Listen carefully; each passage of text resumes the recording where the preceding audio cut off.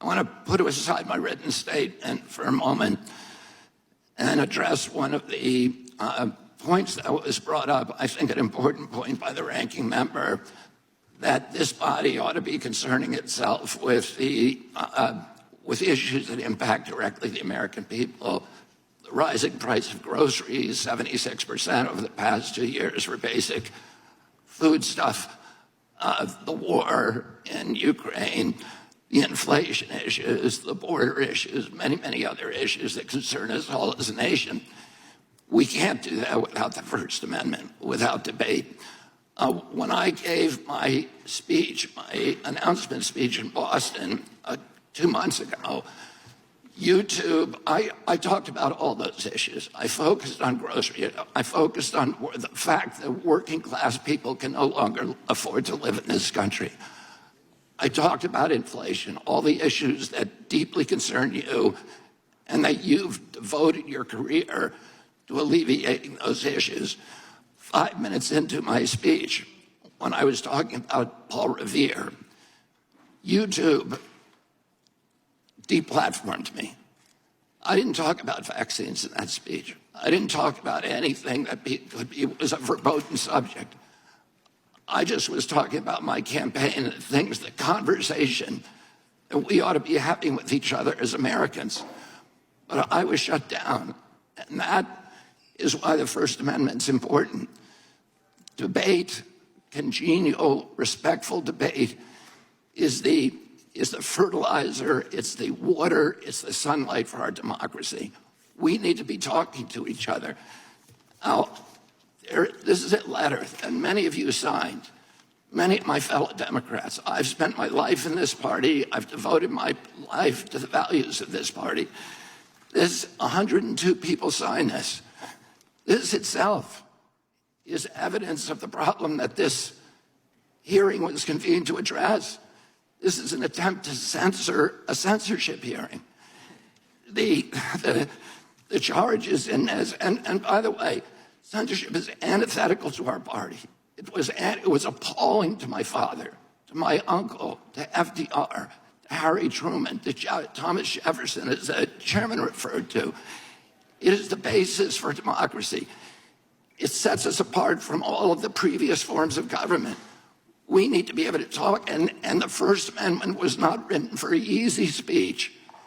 It was written for the speech that nobody likes you for. And I was censored not just by the Democratic administration, I was censored by the Trump administration. I was the first person censored by as the chairman pointed out, by the Biden administration 2 days after it came into office.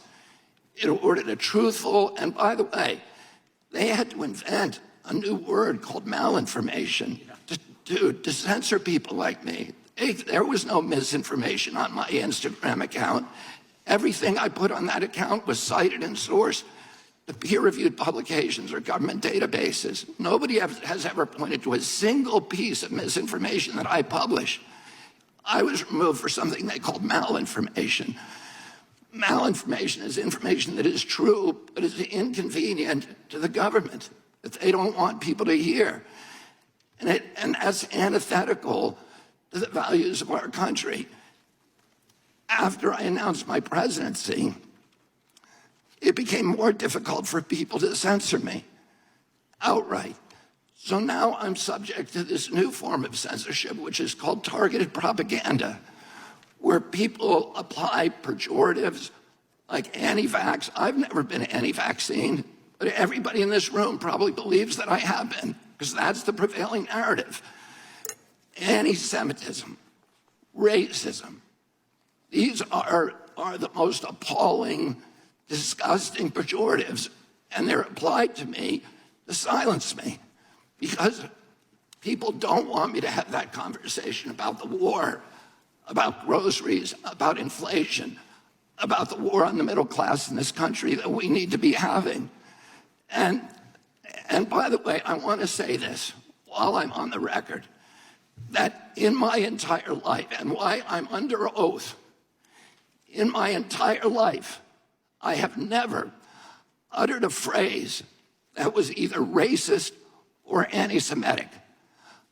have spent my life fighting my professional career, fighting for Israel, for the protection of Israel. I have a better record on Israel than anybody in this chamber today. I'm the only person who has publicly objected to the $2 billion payout that the Biden administration is now making to Iran, which is a genocidal program. I'm the only one who's objected to that. I fought more ferociously for Israel than anybody. But I am being censored here through this target, through smears, through misinterpretations of what I've said, through lies, through association, which is a tactic that we all thought we had been discredited and dispensed with after the Army McCarthy hearings in the 1950s. But those same weapons are now being deployed against me to silence me. I know many of the people who wrote this letter. I don't believe there's a single person who signed this letter who believes I'm anti-Semitic. I do not believe that. There is no evidence of that. I want to say something I think that's more important, and it goes directly to what you talked about, ranking member, which is the need, this toxic polarization that is destroying our country today. And how do we deal with that? This kind of division is more dangerous for our country than any time since the American Civil War. And how do we deal with that? How are we going to, every Democrat on this committee believes that we need to end that polarization. Do you think you can do that by censoring people? I'm telling you, you cannot. That only aggravates and amplifies the problem. We need to start being kind to each other. We need to start being respectful to each other. We need to start restoring the comedy to this chamber and to the rest of America, but it has to start here.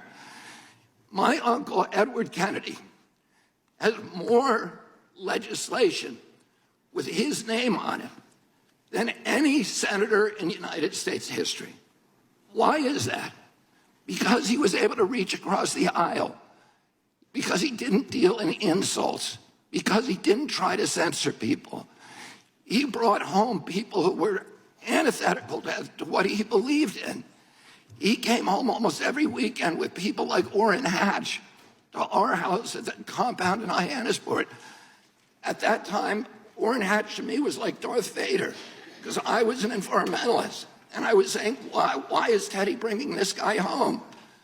But he knew that he was effective because he understood that comedy and respect and kindness and compassion and empathy for other people is the way that the only way to restore the function in this chamber. But more importantly, today we need to give an example in the leadership of our country of being respectful to each other. If you think I said something that's anti-Semitic, let's talk about the details.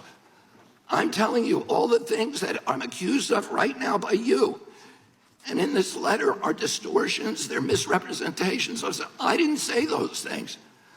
There's fragments that I said, but I denounce anybody who uses the words that I have said to imply something that is negative about people who are Jewish.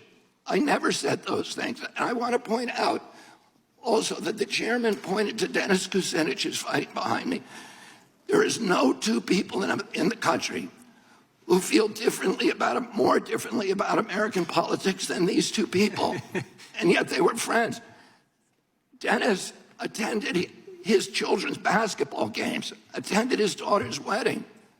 This is what we need, how we need to start treating each other in this country.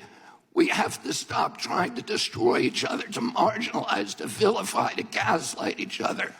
We have to find that place inside of ourselves of light, of empathy, of compassion, and above all, we need to elevate the Constitution of the United States, which was written for hard times. And that has to be the premier compass for all of our activities. Thank you very much.